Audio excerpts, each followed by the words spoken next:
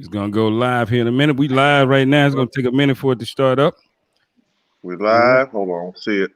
There it is. We on now. Oh man, we so excited. This is the second version of the Sports Shop Drop In. Last week we had a great time with Chucky Brown and of course Phil Ford, and then we had Gene Banks. And now we got Chucky Brown back with us, man, the Sports Shop. And Chucky, you got your main man on here with you. Talk about him a little bit. That's my guy.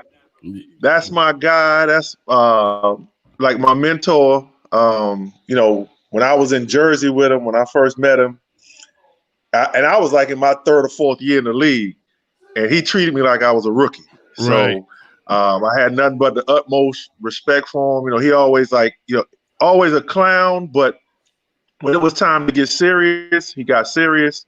He just knew the right time to say stuff, and always said the right things to me. And like I still call him now for advice sometimes on different things. I remember I called him for some advice a couple years ago. He cussed me out first, but he gave me the advice after that. but yeah, that's my man Rick Mahorn. What's up, Rick? What's up, baby? How you doing, man? Man, I'm doing okay. Y'all up here messing me with my day off. This is my day off. Oh, I done okay. had a whole bunch of off days. And Chucky, why you always lying on me, man? You up here talking about I was a mentor. You was teaching me the bad stuff to do in the NBA. In 3 years in the league with 9 jobs. I don't know. You had all the jobs and stuff. Chucky Brown, I wanted to be like you, be on 20 teams in 4 years. Nah, but it's a pleasure to be on with you guys. But I can't believe you put me after Phil Ford and Gene Banks. Wow. Especially, wait a minute, Gene Banks. I know y'all trying to keep that North Carolina connection, but you don't know something. You got people. I'm in Detroit, so y'all stepping outside your boundaries right there. No, man, we just happy to have you on. But glad, man. So how you holding up through this this pandemic we are going through? How you holding up with that, man? I'm holding up with it well. I mean, it's something. You look at your career, and it makes you reveal that you haven't been in one place for 30 plus days in your whole career. Last time I probably was somewhere for 30 years. It had to be, once I started at 20 years old, I was 18, you staying at home. But when you're in college, you're usually not there that long. You're always on a road trip. You always had something to do. And when you were, younger, that's the only time you stayed home because you went to school there. But now it's like, this is strange. You're hanging around your family, but, you're looking up and you're going like, I'm supposed to be here, or we had a game today, or I'm always out of town. But now, it makes you appreciate home. It makes you appreciate your family. And that's what it's all about, and making sure that people are safe and staying out of the streets and keeping yourself social distancing away. But I don't go no damn where anyway. Even if it wasn't a pandemic, I wasn't going no damn way. Right. Oh man, so hey Chucky and Rick, I know you guys been following the Last Dance, and right. It's been kind of crazy. Not me. I ain't watching that crap. This is the boy from North Carolina. I ain't watching that crap. That's 10 hours. If I have watched it, all the episodes, that's 10 hours of my life I ain't getting back. I'd rather watch The Wire instead of watching the Last Dance. It's like going to the Real Housewives of Hollywood or something like that. But Rick, they did mention how you guys actually did win, a little bit. They mentioned you got, as a cameo. But yeah, what's funny about that? I ain't been watching The Last Dance, but I've been doing some interviews and things to that nature. I wasn't here when the Pistons walked off the court, but it's just the fact that they resonate a whole bunch of stuff that you go and you look at it. They always go Celtics, Lakers, Chicago, and it's like, well, where's the Pistons? And then you go Chicago, and then they ship Chuck's teams. They forget the Houston Rockets. All of a sudden, it's like that's the only thing that count. The Michael Jordan, even though Michael was a great player in this league and kind of a trendsetter because everybody wanted to be like Mike, and it was flashy. But it's guys in this league that I know that are basic, And that's all you need to have is a basic move. Chucky had one move, but it worked. But that's all you have to do. And I'm not giving, I'm not Chucky. It's like you didn't have to have a bunch of moves to think that you can fly like Mike. But the thing is, the documentary doesn't show you the other things where Michael says some things about Detroit is bad for basketball, for NBA basketball. Well, who is he to represent the NBA? Even though he was representing the NBA, he can say what you want to say, but we're still the world champions. Well, don't knock that. We have to, instead of ingratiating us, you didn't hear Bird say the Pistons were bad for basketball. It's just the fact that Larry Bird was a prominent person, or Magic Johnson. So I'm missing something when they start talking about how we were bad for basketball. Shoot, we're this team is a two-time champion before Michael even got a championship. So to me, it reminds me of when you hear with Scotty and Horace Grant, and they talking about this, bad for basketball. But you had to come through us. You had to learn from beating the Pistons in order for you to be successful. Wow. It's a pleasure to have you guys on, Chucky having you on, and Rick having you on. This is a second version of the Sports Shop Drop In. We got Rick Mahorn on. We got Chucky Brown, my main man Reese. We want to talk about the real side of what was going on, because a lot of people want to get some insight, like you just mentioned, Rick. One of the things that I thought about watching that the other night was, thinking about you and Bill and what you guys are doing. Is there any point along that journey, because you guys had to become that to take it from somebody else, and then to keep it, right? You had to be who you were. Is there any point where you said, well, maybe this is too rough, or maybe you said this is what you have to do to stay on top of the hill? No, it wasn't. To me, I think, Chucky can also equate to this. How did you learn how to play basketball? You learned outside. It's not AAU where everybody was friends and stuff like that. It was more like, I want to stay on the court as long as possible. And Chucky knows when we practice, we boys and stuff, but I'm gonna knock you on your ass, right, Chuck? And it's the fact that after I knock you on your ass for 48 minutes, I don't like you. This is practice. This is being professional, being competitive. I ain't got time for this, these niceties that I see today in the NBA. But it is something that, the NBA changed a lot to make sure that it's more entertainment. They want to see the 3-pointers. They want to see.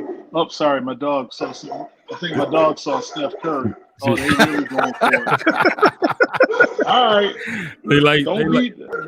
They like meat, huh? Oh yeah, they like any kind of meat that comes across there. Don't matter, light, dark, it don't matter. He said he got them all. Oh yeah, they just you see them, they see us every day. It's real cool, but no, it's just the fact that the competition, to me, when I'm watching today's NBA game, everybody can't be like the Golden State Warriors. Everybody can't be like the Houston Rockets where you shoot threes all the time. It's all good basketball, but the Houston Rockets ain't win nothing. And as far as I know, they only won the championships when Chuck was there. So it's like, what do what makes you want to win a championship is not waiting until later in your career say, oh, I want to go win a championship. I'm going to go chase a ring instead of letting the ring come to you where you can manifest it and say, I did this on my own. And that's what happened. The curve was right. That's what I look at all the time. Oh man, this is unbelievable. Chucky, Rick talking about those days, and I want to ask you, a lot of people complain about how rough the game was, but could those guys play? The guys today, could they play in that era? How rough the game was, Chucky? I think a few of them could. I think a few of them, like I like the guy Patrick Beverly. I like him. I think he plays with a little bit of an edge.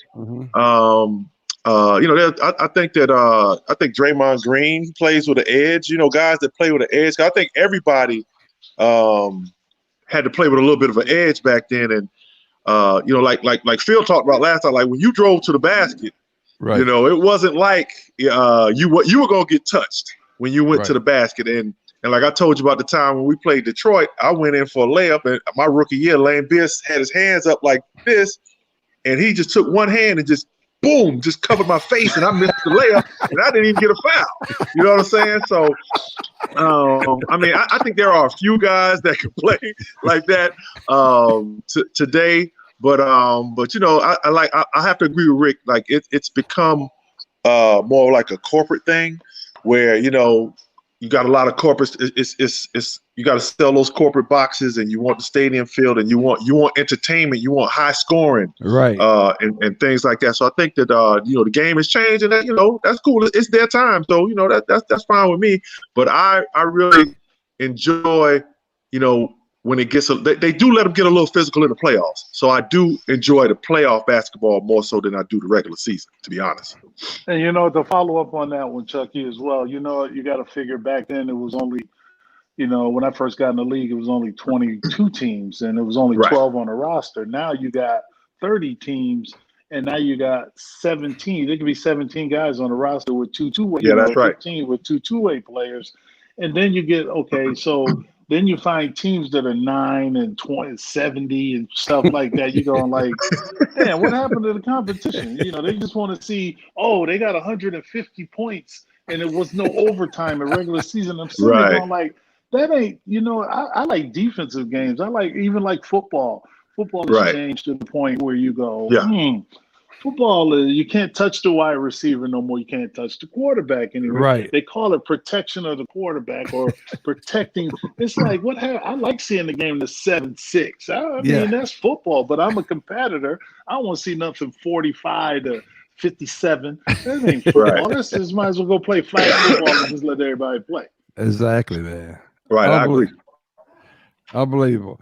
Again, this is our sports shop drop in. We dropping in with some really great guys, man. 2 NBA champions, by the way. A lot of people can't say that. We really happy to have on. We met Rick. Rick has been on our show a couple of times. We hung out with him. He always gave us some good sound bites. He cussed us out several times before we came on this morning today. I'm not gonna mention that. Then he still a crazy. You're lying on your boy. You're lying. It's lies. I gotta think. Do I owe you some money? You might owe me some money if I know you. You might owe me some money. Chucky, don't you owe me some? Chucky, I remember giving you my per diem, man. You owe me some money, man. Hey, I'll get it back to you. Yeah, you must have bought a pair of jeans with it. You know what? Just thinking about talking about that, Rick. I want to ask, you know, during that era when you guys were making your run, you guys were, you know, champions. You guys were doing what you had to do. Did you think that the story was going to end like this, and a lot of people was going to write the story and say, "Okay, you're now nicknamed the Bad Boys"? Because at the time, I think you thought you were just doing what you had to do. Yeah, we still the Detroit Pistons, and that's always going to be. But the thing is, you know, you kind of like the Lakers had Showtime. Yeah. You know, you got to figure they had the Jordanaires, the Heatles. Everybody has kind of their own moniker for their team. I mean, Chucky, what was y'all name down there in Houston?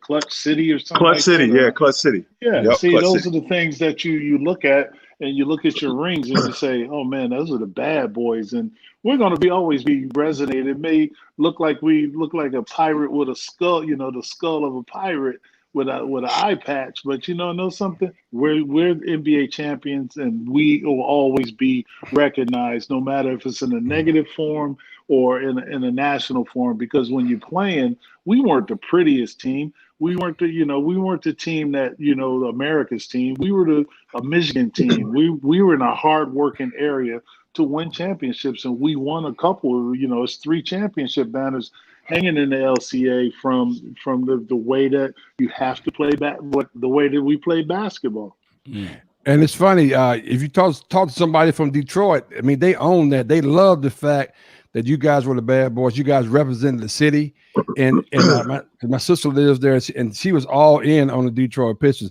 Let me ask you and Chucky both a question about this. Again, episode 3 and 4 was on The Last Dance, and I know Rick, you said you haven't been watching that much, but Chucky, this question for both of you guys: the whole disdain between Isaiah and Michael, that's still real today. And I just thought, you know, after so many years, you kind of let bygones be bygones and go and live your life. Right. But I don't think that's the case with those guys, man.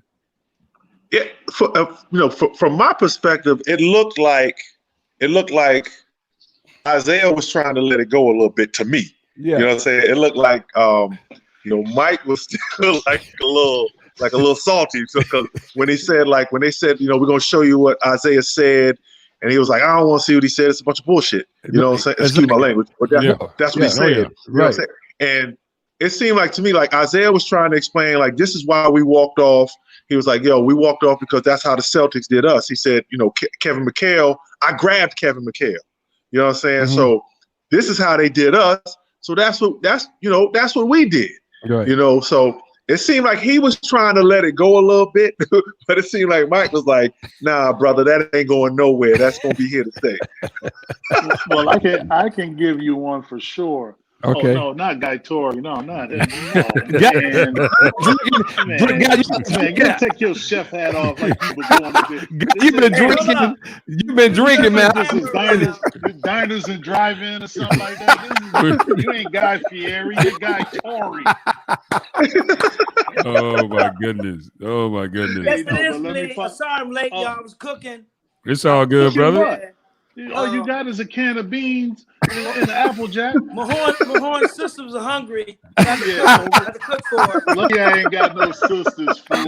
And you know I go right back at you. I will. Mahorn's sister got them high butts like he had. Oh man. Hey, you always, every time I see you, always got a hat on. You trying to hide that little beetle upside your head? Yes, sir.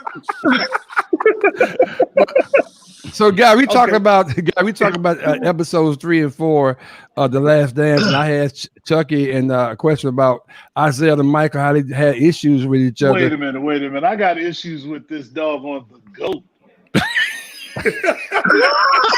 What you the greatest of all time? Or you look at some GOAT?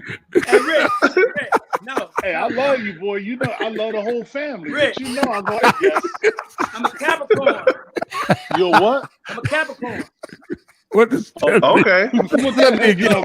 What you gonna cook yourself? Capricorn is the GOAT. Well, make me some curry goat. Or some, I just finished my comedy kitchen. That's why I got my apron on. Yeah. No, you don't. Let me see it. Let me see it. I just saw it. I made tacos. I made shrimp tacos. That's right. I made lobster tacos. Okay. Let me see. Hey, look. Before you start making that money now, I made so you making lobster tacos. Lobster tacos. He was on IG Live. I was checking it out. Him and Claudia Jordan. It looked pretty good. Yeah. Okay. That's what I'm talking about. Yeah, man. Ain't nobody die off that food yet. Hey, Rick, this for you, Rick. What's that? This for you and Chuck, who actually played in the league, and two other motherfuckers, the mother guys didn't.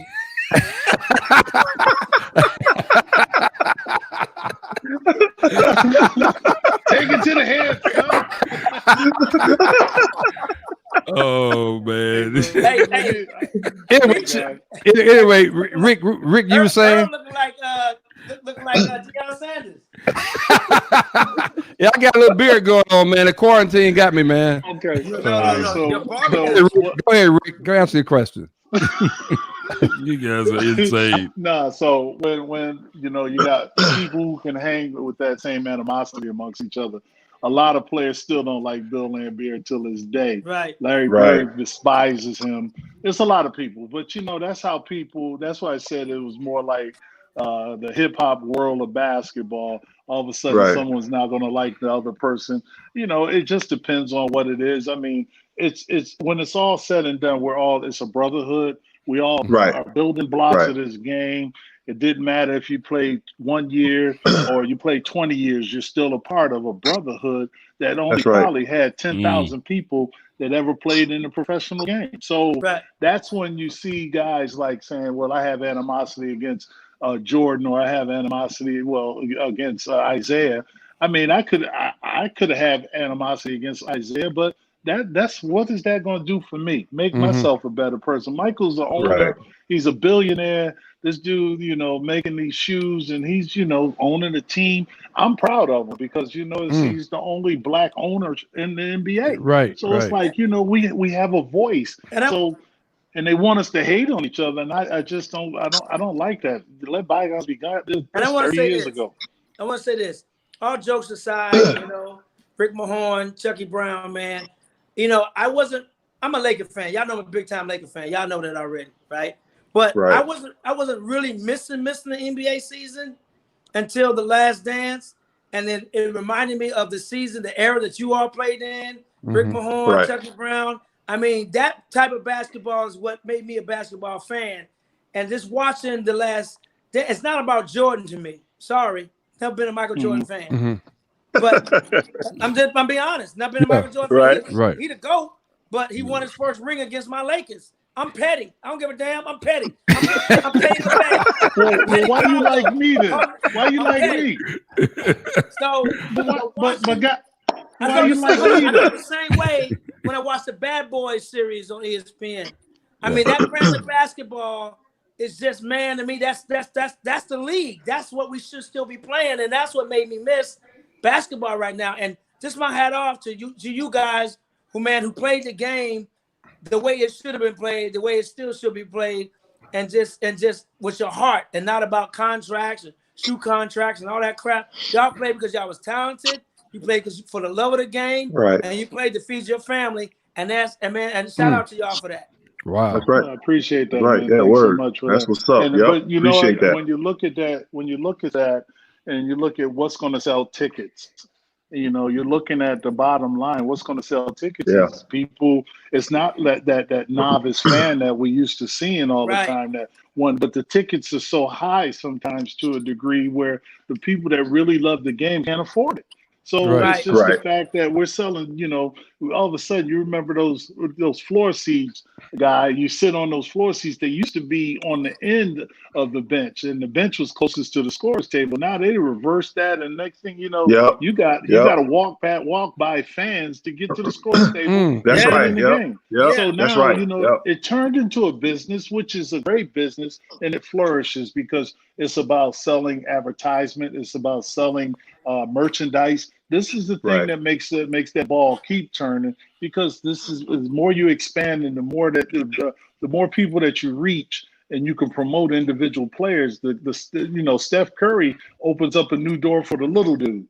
It ain't like they're going to go see Shaquille O'Neal every night, but LeBron James brings another aspect of the whole game because he can do it all. And, Michael was one where it was a sellout. All the games, all 82 games was a sellout because he was there. The Magic Johnsons and the Birds, everybody wanted to see that. But now, when you see a team like Toronto, that's a whole country. The country of Canada enjoying basketball. You go like, wow, I think they sold more merchandise because they sold it to the whole country of Canada. Yeah. Amazing. Wow. And I want to push back a little bit, Rick, on when you talk about when you played and how you had to step through, to get to the bench. No, because here we go. You went to a Clipper game back then. You had to step over homeless people because they let anybody in the game back then. In the sports arena. They didn't give a damn who came to the game with the Clippers. And I still hate the Clippers to this day. But I want to say, Arsenio was there. Arsenio Hall was at the game. Well, that's because they didn't let this type of suits into the Lakers game. Let Eddie Murphy, you come. Arsenio, not you in that suit. And them gums. He had large gums.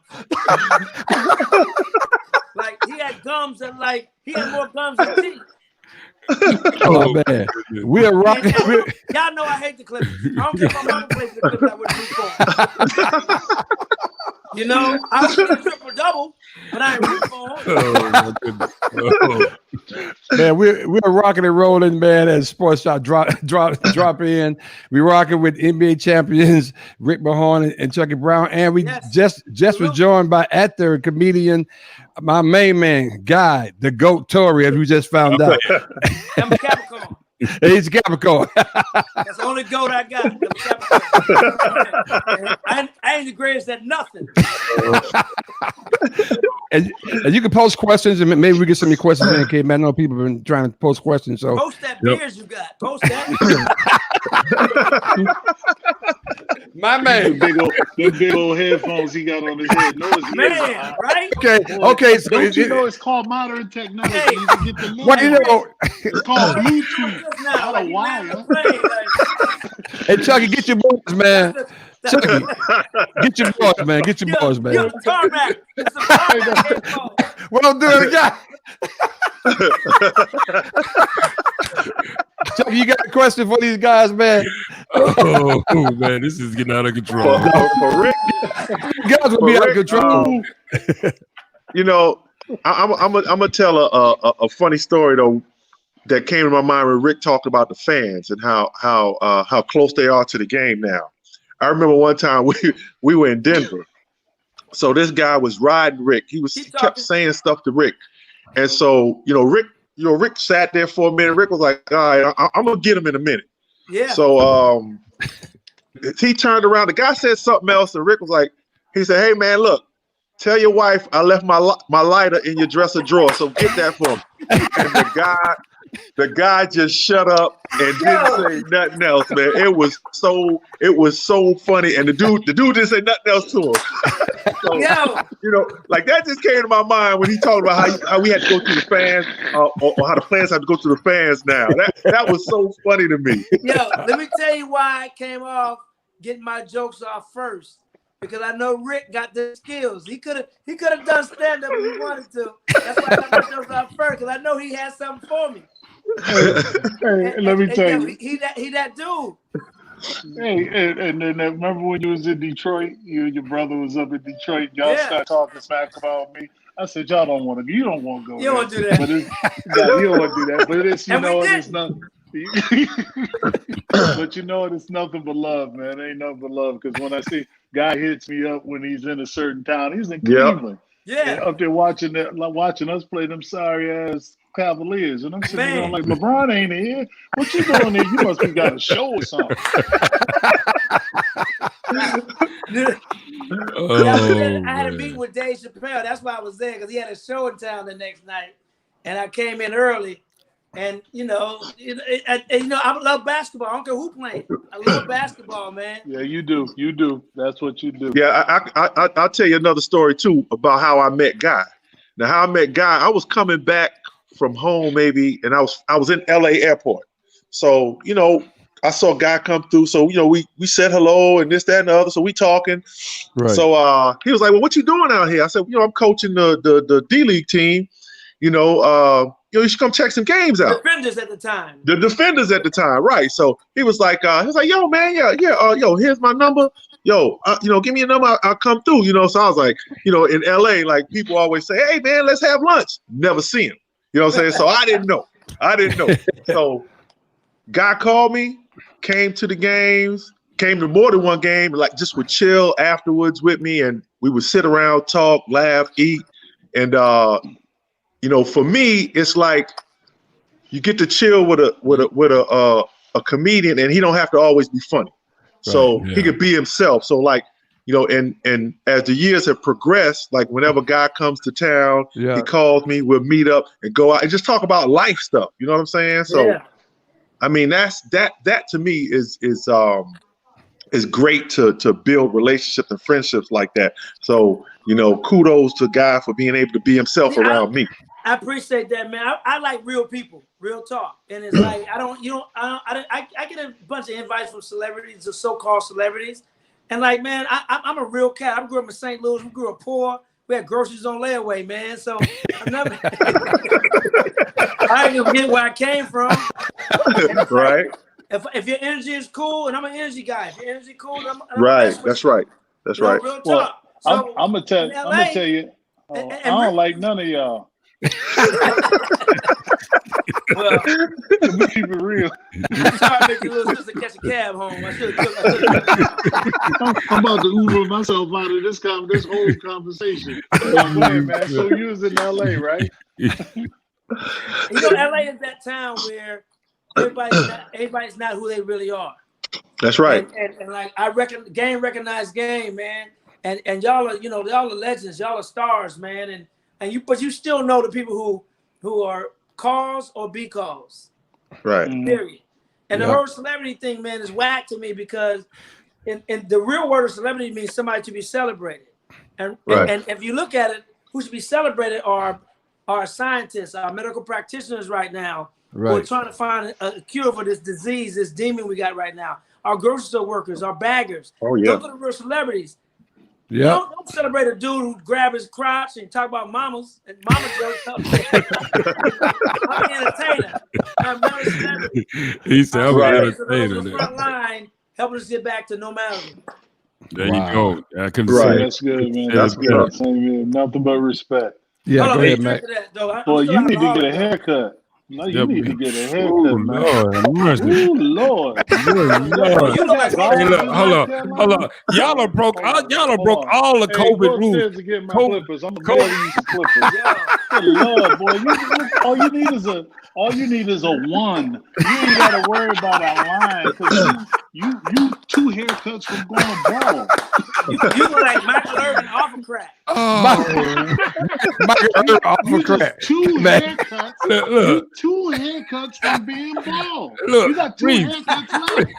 we It's you your didn't time, tell me- Mac. It's your time, baby. You didn't tell me we were gonna have 2 comedians on tonight. You gotta Hey, be Rick good, Mrs. baby. Carlin, because he's a legend, but he could have been a dual sport. He could have been Bo Jackson. I'm He telling could you. have done comedy and basketball. Or Bojangles. Oh my goodness. Go ahead, K-Back. Hey man, we got Rick Mahorn on, we got Chucky Man, why Brown, your we got glasses crooked, man? Get him Look at his straight. face. Is that his The hairline? muffins he had this Chucky, morning. Chucky, get your boys, man. Guy, is that his hairline? Why is he over to the left? Say, K-Back, hold wait. on. That better? Now you looking like Professor Clump. Hey, Rick. That better? Hey, Rick. Oh my goodness. Oh, Have but them you- tell you the computer story. Oh, my God. Oh yeah, Oh, that's even worse. Yeah. Yeah. Yeah, Guy Torry, Guy Torry is one of the only guys that come through, and he opens up the show whenever he's on with us, and the first thing he does is find a way to embarrass us to like nobody's business. And the first thing he realized was, hey, by the way, these guys are working on laptops and computers that look like they're from 1940. They had Texas Instruments. I'm going. Who I don't remembers even that? But you know what? Hey, God, thanks for that. Lenovo hooked us up, man. The week after you said that, they came and gave us new laptops. Well, So I they ain't give That's you what's up. headphones. That's what's They ain't up. give you no headphones. I need some headphones next. Rick, You need some headphones. He said, Who's gonna give you some? Somebody gonna give you you some. play, he said they hey, gave I'll me take them. headphones. I'll take them, man. Oh Man. my goodness. Hey, so I was going to ask Rick Mahorn a question, but Well, you ain't gotta ask me. What's that A back behind you? Is that for applesauce? No, that's for Alabama. hold on. First of all, I you went must, to Hampton. I went to a black college. That's baby. I right. don't That's care right. about Shout that shout stuff. out Hampton, baby. So, You know what? hold on. Okay, You better not be putting that- HBCU. Hold on. You know they ain't like you in Alabama. Hey, I'm from Alabama. Ease up now. They ain't like We you. heard. We can tell you. Get out here and act like you Hey, crazy. guy- Hey, guys, stop playing, man. Hey, the way you cut off words, you from Alabama. Mac, ask the question, please. Mac, ask the question. oh my goodness. You have a slave. Can you ask the question? What you stupid. I was going to ask Rick. I was going to say, Rick, if you can talk a little bit about your departure from Detroit, because it seemed to be a little bit abrupt. It didn't seem to be, something that was expected. But talk about your feelings about your departure, and then talk about your feelings about it now. Let me speak You on know, that. Wait, before start. Let me speak on that. When they made the shorts bigger, that's when he left, because he like one of them small ass shorts. I knew you was gonna get me. Dirty dog.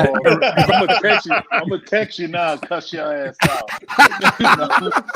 No, you know what, Mac? K-Mac, this is what you have to figure. When I got left unprotected after we won the championship going into Minnesota, my thing was I thought I'd be, come back to, protect the championship.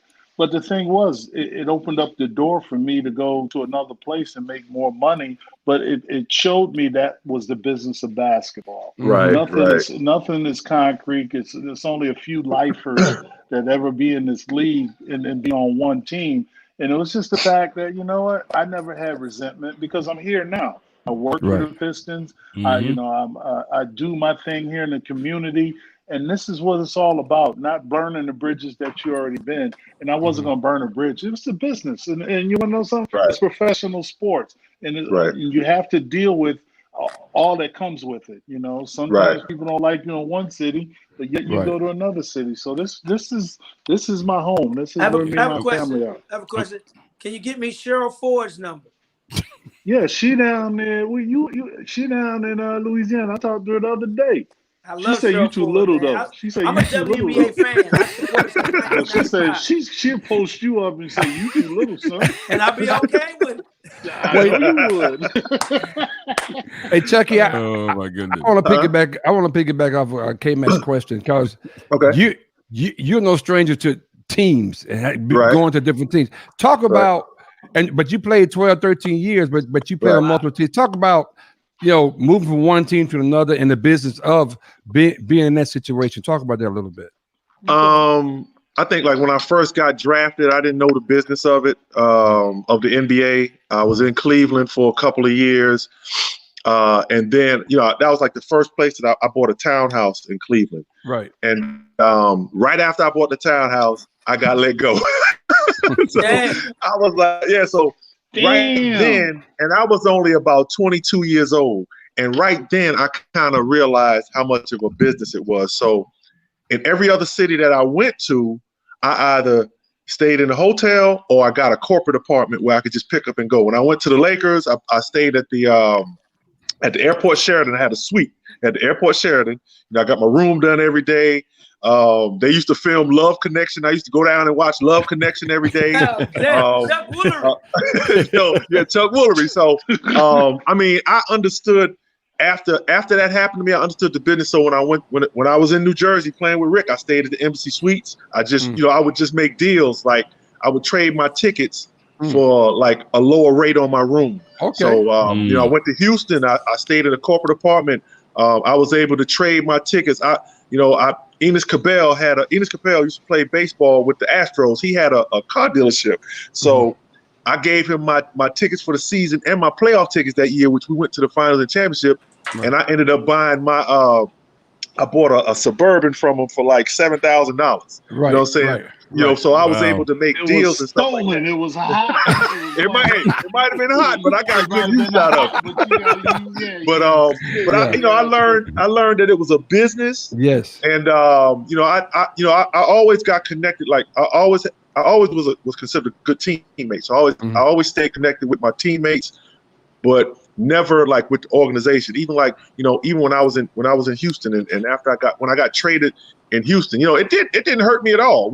At the end of the year, at the end of every season, Milwaukee, Atlanta, I just packed up and went home, started my workouts because it was a business. So my body was my business. So I took care of my business. You know what I'm saying? So and you got that money. That's all it was. That's all that mattered. You know what I'm saying? So I got paid, like you said earlier. We were playing to take care of our families. And I was still single at the time. I didn't have kids yet. I didn't get married until when I was in Cleveland. I think I got married about my 11th year in the league. I didn't get married till then and didn't have my first child until like my 12th year in the league. Okay. So, I was able to save up my money. And Rick can tell you I was a cheap dude. Stingy. They used to crack on me all the time. They used to crack on me all the time. But one pair of jeans, yeah, man, a sweatshirt, some funky shorts from North Carolina. He still got it. Bubblegum toothpaste, fruit punch toothpaste. He still using. Still got his Game Boy. Oh my goodness. We go on a 14-day trip. He got one pair of jeans, some funky ass jeans, and some t-shirts. And I just pack practice shirts. Hey, Earl. I used to pack light. No, you pack light. I used to pack light. I used to pack light. Hey, but see, Earl, but check this out. See, like today's guys, when they get to a hotel, back then I was in my third or fourth year in the league in Jersey. We had to carry our own bags. So they didn't really start taking our bags until probably like my 8th or 9th year in the league. So I was like, if I'm going to carry my bag, it's going to be light. So I might have, 14-day road trip. I might have 2 pair of jeans, 2 shirts, some underwear. But I will wash my stuff, though. I wash my stuff. Hey, don't say you might. You had 2 pairs of jeans. Can y'all hear me? And we hear you. Yeah, we hear you, guys. Yeah, but the thing, you Chuck, you had, all you had was the toothpaste, toothbrush, ain't had no deodorant. You was just nasty. I was doing something a few years ago. I was doing something for ESPN, right? So, Yeah. rest in peace, my man Moses Malone, good friend of mine, man. Yeah. Moses, I was interviewing Moses about how it was in the league when he first came in. Right. And he was telling me how when he came to the league, they had 2 uniforms. That's for the ABA. He said he got drafted by St. Louis Spears. Then he went into to Utah when he ended up playing. So he said they had 2 uniforms when they played, home and away. No equipment manager, no anybody. He said Oh, when yeah. they took a shower, their jerseys took a shower. They were responsible for bringing their own uniforms and cleaning them. They had no trainers, no equipment manager, none of that crap. He said when they came to the hotel, he said we didn't have no suites and all these fancy things these players got now. He said if you want a suite, we had to go in the room and put some sugar down on the floor. And that was Mr. Petersburg. Hey, but you want to know something? When I got my first year in the league, coming from Hampton Institute, Division II. HBCU. And listen, one thing about it, it was no frills back then. So when you got the NBA, this was like, whoa, we get our own room. Whoa, we get 2 uniforms. Whoa, especially if you played at Hampton. Oh yeah, this was great. Oh, come on. You didn't even stay at the Hampton Inn when you was at Hampton. No, we stayed at the Motel 6s. And had to share the rooms with the hookers. The Hotel 69, not the Hotel. There you go. Chucky, where you going? Oh, my daughter about to blend a smoothie, so I'm gonna walk in my bedroom. Let her blend the smoothie. Yeah, okay. Yeah, I got kicked out. I got kicked out of my own house. There you go. Making a smoothie, you don't know, so you done upgraded. Before it was just a sugar mill. Hey, while I'm in my bedroom, I told Rick I still have my jeans from back in the day. Don't keep showing Rick hated these jeans, man. There they go. Rick hated. You gotta be kidding me. Hold on, let me get my. Reception ain't good. Hey, put your Wi-Fi. A little bit, Chucky. You break it up a little bit. Hey, the reception ain't good in the bedroom. That's like his marriage life. Chucky, maybe go to another part of the house. Let me walk it outside. Let me walk it outside. I think I get bad reception in my closet. All right, here we go. Rick, I'm gonna show you these jeans. Hold on. I get bad. You still got the same jeans, Chucky? I still got the same jeans from back in the day. Please tell me that ain't true, bro. You can't fit them. Hold on, I can fit them. I can still wear them. All right, put them on right now. Put them in the bedroom so it can freeze. I can still wear them.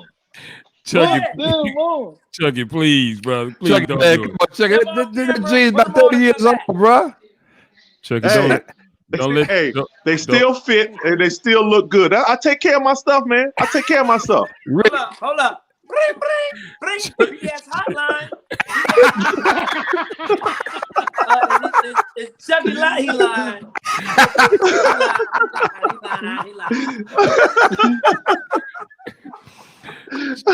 Well, you wouldn't be caught dead in them things, Chucky. Oh my goodness! I wouldn't put them back on though, but I kept them though. These are great memories right here. Oh, Chucky, I bet your wife smacked the hell out of you. You put them damn jeans on. She's surprised you got them. For the hey, Rick, his gun will smack the hell out of him if he put them jeans on. Oh my goodness, man! Well, we having a good time, man. We having a So, hey, Rick, you just mentioned something. You talked about something we like to talk about. We try to figure this out all the way along, all the way around, and coming from an HBCU. Playing in the NBA, talk about if you personally feel, especially because you've done it, that players and guys that go to HBCUs get a fair shake coming into the NBA. Great question.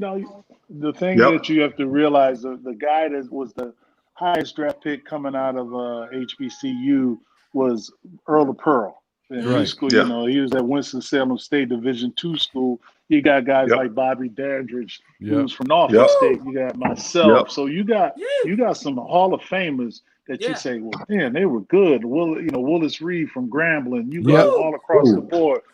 Purvis Short. So Did I feel that I could compete in that league? Yes, I did feel that I could do it, because playing against guys in the summertime were, these guys that were pros. I played against Moses Malone, because Moses used to come down to Hampton and play at our gym, during the summer when he was playing. So I got to know Moses Virginia back then. Yeah, he's from Petersburg, not Petersburg. Petersburg. Yeah, Petersburg. And I played with a guard that he played. It was a guard that played with him named Tony Threet, who told me, he said, man, I got two pros in the NBA, you and Moses. And I'm sitting there going like, oh, okay. And he said, you can play in the NBA. And the thing was, you just had to go in there with that attitude. And I continued that same attitude from being at Hampton, because you had fights and all kinds of stuff. And if you've been to HBCU back in the day, it was straight up fighting, or not necessarily fighting, but it was just basketball. You had to come in and play. And that was the competition. So when I got in the NBA, it was like, okay, I can play in this game. And lucky I made the Bullets team at that time. Now the Wizards. Lucky. Well, it was determined. It was God's gift to give me to go out there and play. Determination, and then, talent. And then I got in there, and then all of a sudden I become the Beef Brothers to the Bad Boys to Bump and Thump. And next thing you know, I get a moniker going all the way through there saying this dude is rough. Yeah, so people like Oakley, Ben Wallace, people, when I see them, it's nothing but love and maybe an animosity. I hated the Union. Yep. So I'm a Lakers fan. Since I was 10, so I hated y'all. We whooped that Lakers butt all the time. I forgot about the old bump and thump though. That's a bump and thump. Yeah, that's a good one. Forgot about that one. Yeah, so as soon as he learned how to bump or thump, we'd probably won a championship. Don't get me started. Don't get me started. You know what? Good point. That's a good point. We talking to the great Rick Mahorn, NBA champion, Chucky Brown, NBA champion, of course, actor, comedian, Guy Torry. And the question is for all you guys. All you guys I consider as entertainers, whether you are a comedian, whether you playing NBA basketball. So how do you turn it on every night? So, Guy, you go from one city to the other city, and you got to be on every night. Same for you, Chucky, as well as Rick. How you guys muster up I got to be on every night for the fans? First with you, Guy, how you do it? Well, first of all, you got to love what you do. Yeah. When you love what you do, then it's not work. Exactly. Of course, it's a business, and we know that. But when you love what you do, once you get on that stage, and once you get on that court, I'm sure for the players that we have on here, it's all the other crap is BS. We love what we do on that stage. We love what we do on that court. So all the business and the money and all that traveling, that's the business side of it. Right. But what we love is making people laugh. What they love is making fans enjoy the game, the art of basketball, not the sport of basketball, the art of basketball. Right. So and the art of comedy. So we love once we're on that stage. Anything other than that, then that's the business side. That's the part we really don't fall in love with. Right. But we do this because we love once we're on that stage or once we're on that court. That's what makes us do it night in and night out. Because every show I do is unique. That show will never happen again. All those same people won't be in the same space and time at the same time ever again in life when I'm telling those jokes, when I'm in the mood that I'm in. And I'm sure it goes for the same thing as the players, is that, and I'll let them explain that because I can't speak on what they did. They did it at the highest level. So when I'm on stage, that show happens one time and one time in life. So I'm going to make sure I give you I'm going to leave it all on the stage. All on the stage because people came to be entertained and I owe that to them. Wow. Okay. I like that. Yeah. Yeah. Chucky, word up. That's real. What about you, Chucky? For me, it was all about like, and it was easy to go out and play. That was easy. Right. So, I tried to do the right things as far as like keeping my body right to be ready for when that time came. Like getting my proper rest, eating what 4 hours before the game, get my meal in. Right. Like I said, get my rest and stuff like that. But there were nights that, you walk into the arena where you feel like, man, I ain't got it tonight. You know what I'm saying? But then when you run out on that floor, and you hear, especially like a home game, a home game, and you run out on the floor and the fans can make all of that disappear. And like after the game, Facts. you could feel like I can remember one particular game when I was playing in Atlanta. We were playing up in Vancouver, and I just didn't feel it that night, But when I ran on the floor and the boos kind of fueled me on the road, Mhm. and it was like, you know what? I got to do something. I got to have a game to shut these jokers up. I got to do something. You know what I'm saying? And at home, you run out on the floor, and it's like, I got to do something to keep the fans cheering. Right. So I think a lot of times, or those, and it was very few times that I didn't feel it walking into the arena, but those few times that I didn't feel it, when I ran out on the floor, then everything changed. So Awesome. I mean, it was easy because, like God said, it's something that you love doing. So it's nothing. You know what I'm saying? It's something, and you feel like you want to give the fans what they paid for. Even like in a 20,000 seat arena, it might be only 15 Chucky Brown fans, but I'm gonna give them what they want. You know what I'm saying? What about you, Rick? You know what? On both of those guys, I agree with both of what they said. It's about preparation, but but also for me, I just wanted to win. I enjoy. I would play this game for free. I would have played this game for free. That's how much I love it. Yes, and that's how you enjoy the love of the game, and that's when the fans ingratiate you. I remember going up to Connecticut, playing and I'm from Hartford, Connecticut, playing against the Boston Celtics, playing in the Civic Center, and they were up there booing me, and I'm from Hartford, but I'm going like, they're booing me. And they booing me, and I'm sitting there going like, but I'm a homeboy. But then I realized I'm in Celtics country. Right. So it was like, I want to beat their ass even more. So that made me play even extra hard, especially, it didn't matter if we were playing the Clippers. It didn't matter if we was playing the Lakers. I was going to whoop that ass. That's what I wanted to do. Every day, and every time I would practice, I wanted to whoop. It was just, that's it. I just want to win. I never want to lose. And if I lose, I want to lose by not trying and not being prepared. So the preparation, keeping yourself right and keeping yourself ready, but getting there for 48 minutes is nothing but love. I'm in my domain. They can boo me. They can throw rocks and stuff, but I'm playing basketball, something I love. It's funny you say that about Hartford and they booing you and you're from Hartford. I remember the past NHL season. I'm from St. Louis. I'm a St. Louis Blues fan. So they just won the Stanley Cup. And Jason Tatum, who played for the Boston Celtics, went to a Blues Boston game, Bruins game, and they were booing him because he had on a St. Louis jersey. He played for the Celtics. And not only did he just play for the Celtics, he's like the star of the damn Celtics. He played well for the Celtics. And he had on a Blues jersey where he's from, the city he grew up in, went to high school in. Mom and dad lived there. Yeah. And they booed him because he had just don't boo him, just don't say anything. But that's that's fandom. That's that Hartford, Boston area. Because if you're in New England, New England area, if you're in Connecticut, they're all Boston and Bruin fans. They're Patriots fans. They're Red Sox fans. That whole area. So the fact they booed you, you a hometown boy. Hey man, I love that. I got one for you. And that's the thing they think about fans. People hate. I got one for you. People hate fans of other teams. Let me tell you something. Whoever watching this, if there are no fans of other teams, there'll be no leagues. Right. If there are no fans of other teams, there'll be no leagues. If everybody is a Celtic fan or a Laker fan or nobody's a Clipper fan, it wouldn't be no fun. A Detroit fan, and nobody's a Clipper fan. Then nobody would ever root for another team to support that team to have a league. So embrace other fans. Go ahead, Rick. Well, see, since you said about the New England, of course, I got to rep. I saw that bullshit. I saw that BS. and since y'all in North Carolina, y'all got the Hartford Whalers, so that's one of my. That's right. That's right. The Hurricanes now. You're right. That's right. Look, we turn them into winners, so you can say thank you.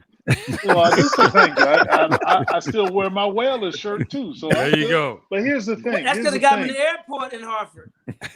Yeah, they still do. They still do. But here's the thing about it. What makes you about fandom? It was a guy, Mike Scott, Philadelphia, playing for the Sixers this past year. Oh yeah, went to the game against the Redskins and he in a fight with some Philly fans, and he's on the Sixers team, but he's from DC, so he's representing his team. They fighting, man. Yeah, I saw that. Like, really? I'm in Detroit, and people will see me with my New England. I ain't from here. This is my football team. I hate the Lions, but I love, why should I worry about the Lions? Rick. And who want to root for the Lions? They suck. Oh my goodness. Agree with that. Hey, Rick, in Philly, they threw a snowball with a rock in it at Santa Claus. Listen, I was there. Who the hell does that? No. When Philadelphia fans, boy, I swear, I love them because they ride or die. They'll kick Santa Claus ass, and it don't matter. They throw, man, that's Philadelphia for you, man. When I was playing there with Charles, I love the fans. They would boo people that was on your team that they didn't like. That's why that's the only team that Michael Vick could have played for when he came back to the league. That's the only stadium who got a jail at the bottom of the stadium. So. Right, you stupid. You stupid. You're so stupid, guy. So he was never practice. He brought the bed. God, you're wrong for that. You're so wrong for that, man. Look, I know. Hey, guy, we gonna have to mute you, bro. This ain't love connection, is it? We're gonna have to mute you. Only do that to your wife. We gotta mute you, boy. You wilding out. Hey, guys, you know what? We having a good time, man. We on this second annual second sports shop drop in. We got Rick Mahorn, we got Chucky Brown, we got the great guy Torry, the GOAT of something. I don't know exactly what. He's a Capricorn. He's a GOAT of something. And we talking all things basketball. We talking Last Dance. We talking all life. We talk no matter what it is. There ain't no headline. That's an 8-head. But the only question. He's like Chris Berman. Back.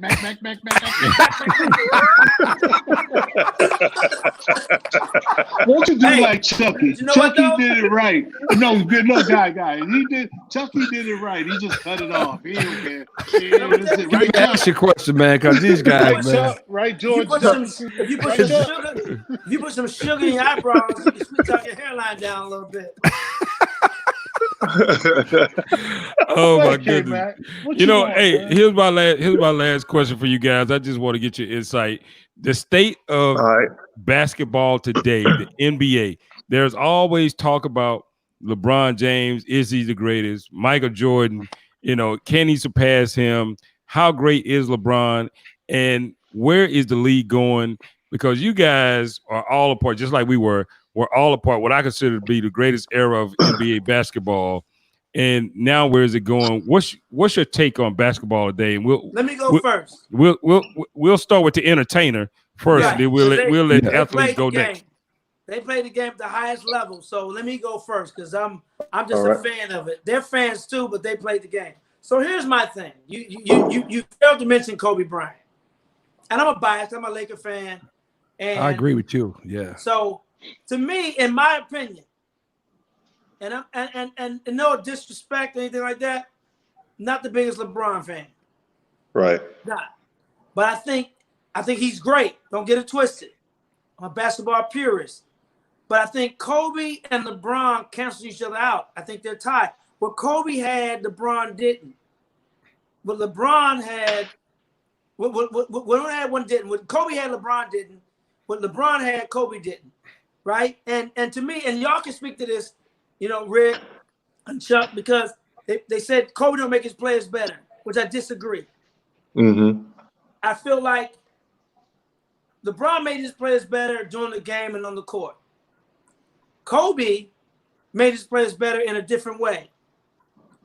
If practice starts at 10 and ends at 2, and me being Kobe Bryant get to the gym at 8 and leaves at 4, and then the other players start doing the same thing because they don't have to be in practice until 10, but they get there when I get there, and leave when I leave, and working on their games. Mm-hmm. Is that not making their players better?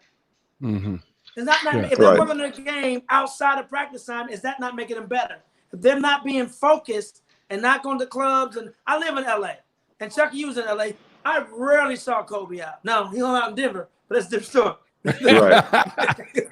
but if I'm that guy that gets players to work out in the off season, to work out before and after practice, and it's making your game better, it's not making the players better. And I just say, I think Jordan's the GOAT. Kobe and LeBron, to me, cancel each other out. They're both great players. They just were great in different ways. And that's my take on it. All right, Chucky, what you got? Yeah, I'll agree with the as far as making them great in a different way, because I had the opportunity to work for the Lakers when Kobe was there, when they was winning the championship. So, and I tell you my Kobe Bryant story. I always tell my kids that I coach. We had practice at 8 a.m. So I would get to the gym about 7:15. And when I got to the gym, I would hear a ball bouncing in the gym. So I'm like, damn, who beat me here? I was trying to be the first one here. And I go look in the gym, and it would be Kobe. And he would be nice and lathered up. And, he had been there at least 15, 20 minutes before that, just working on his game. And they didn't have practice till 11. So, Kobe, and like I would go watch the Laker practice, and Kobe demanded a lot of lot from his teammates. And I think one difference about Kobe and LeBron, I think Kobe would give his guys a chance to show what they could do.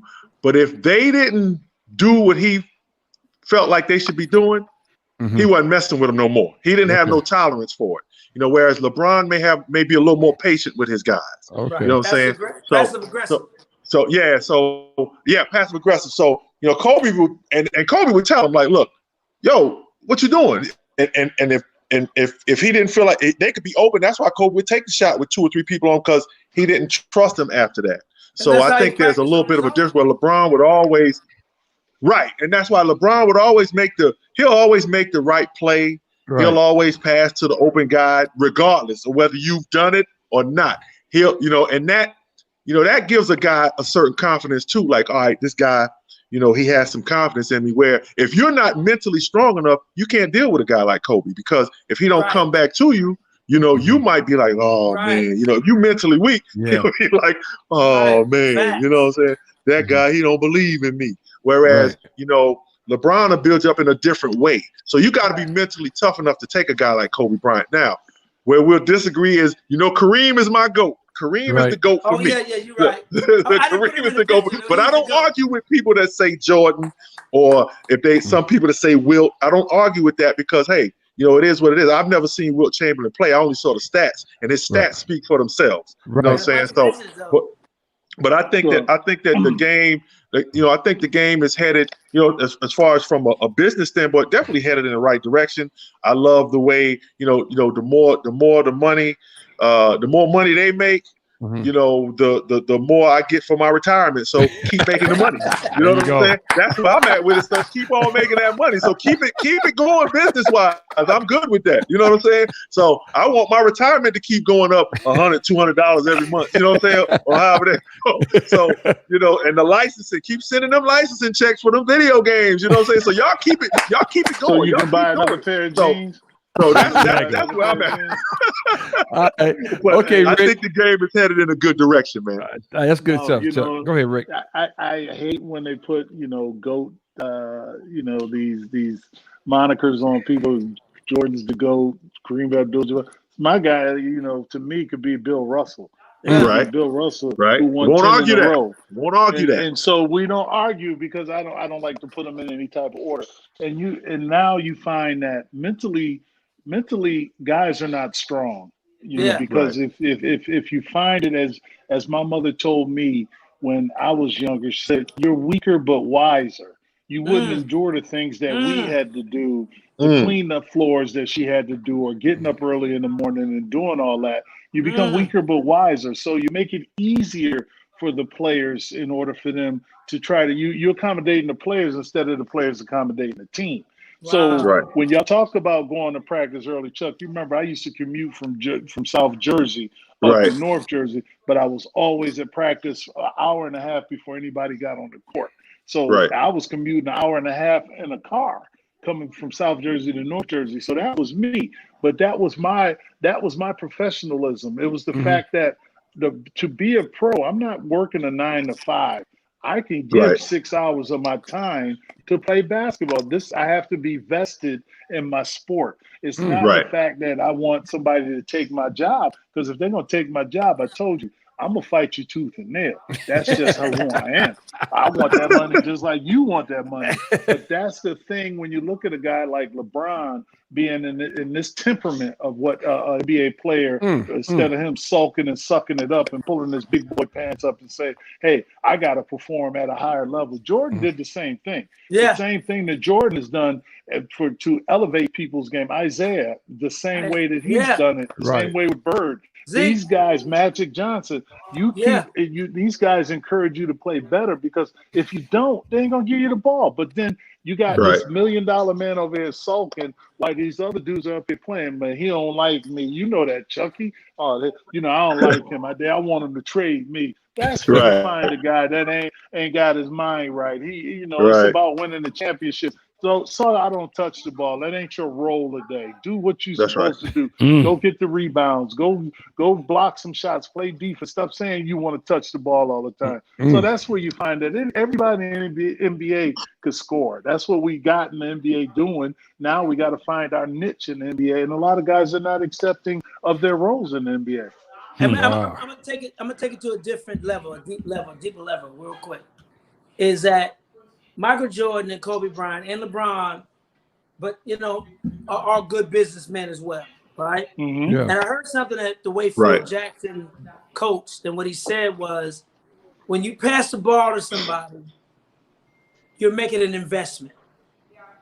So when you catch that ball, whoever's the recipient of that ball, whoever passed it to you are investing in you to make the right decision, either to take the shot and make it a good shot, right, or to pass to the right person to make the shot. And if you look at that, you look at Kobe, going back to Jordan, when they pass the ball, and they're good businessmen, good investors. That same mentality crosses over, because when he passed the ball to Paxson, passed the ball to Pippen, he was confident that they were going to make the right play. And they were both coached by Phil Jackson. Kobe Bryant coached by Phil Jackson. When he did make a pass, he passed it when he thought the person he passed it to was going to make the right investment with that pass. Either shoot the shot and make it because it's a good shot, or pass to the right person and make the right play.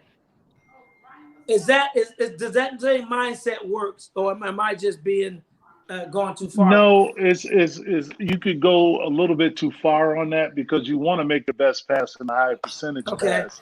And then if you're looking at getting a guy the ball, but if as I say, KYP, your personnel, you ain't gonna give it to a guy like Drummond to shoot a 3-pointer. But you look at, if you're investing into a pass, then that person has to invest in himself to get in that position.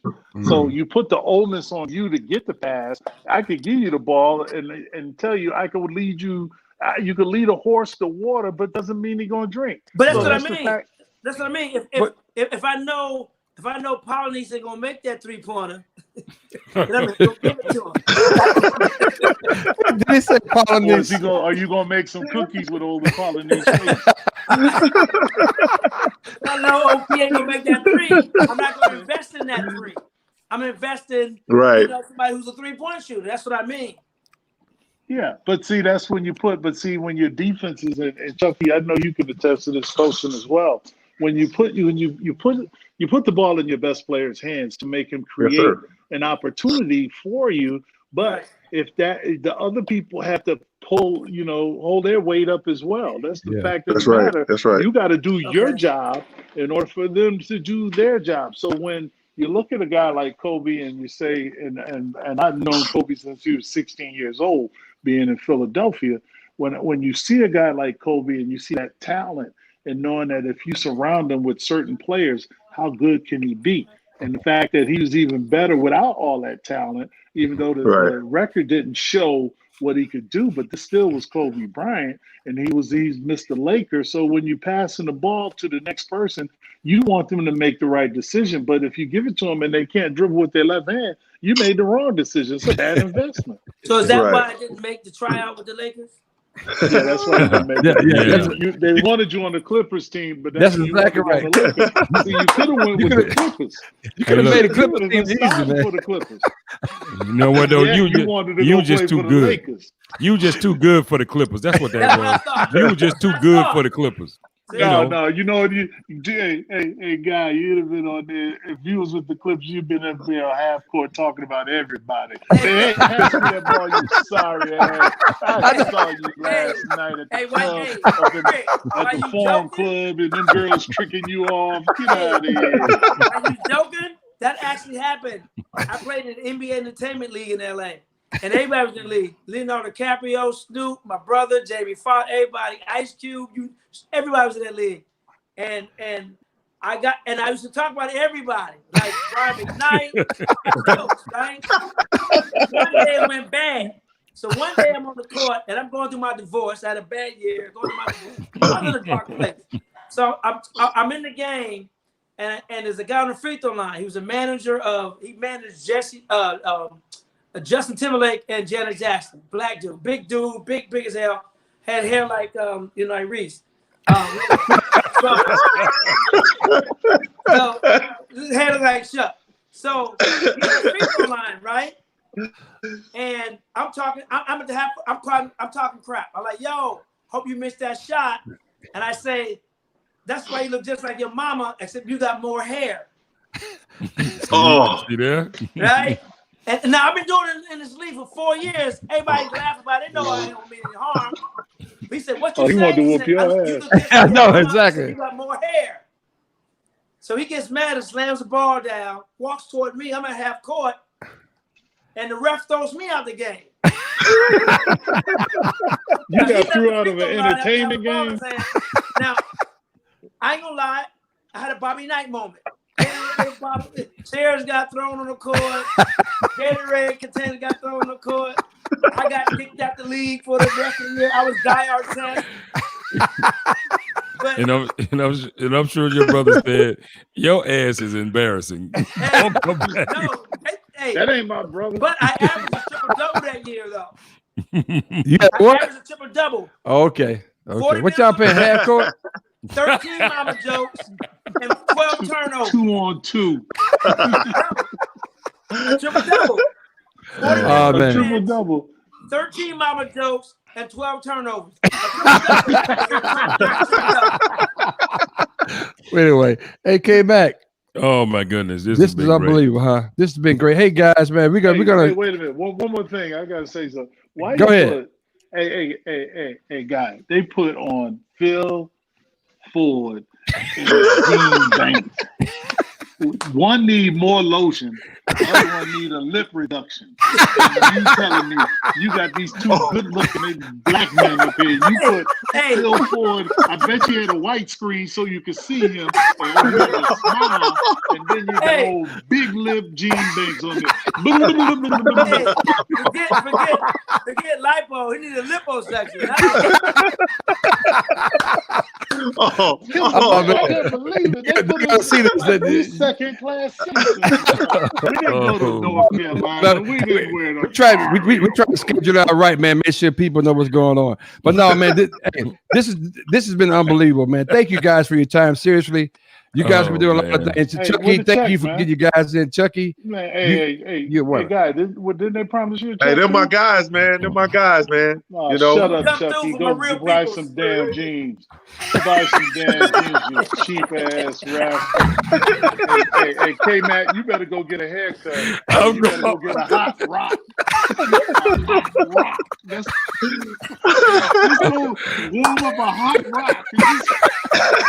I'm going tomorrow morning. As soon as the show ends, I'm going tomorrow morning.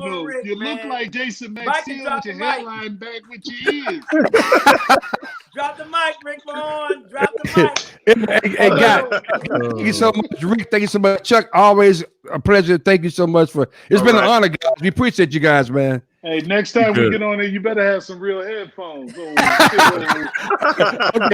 You guys stay safe, man. Stay safe, man. Hey, All you right. know this size now. Oh my goodness. I'm Thank out, you, man. guys. Bye, y'all. We'll see y'all, man. Bye. All right. All right. Hey, y'all be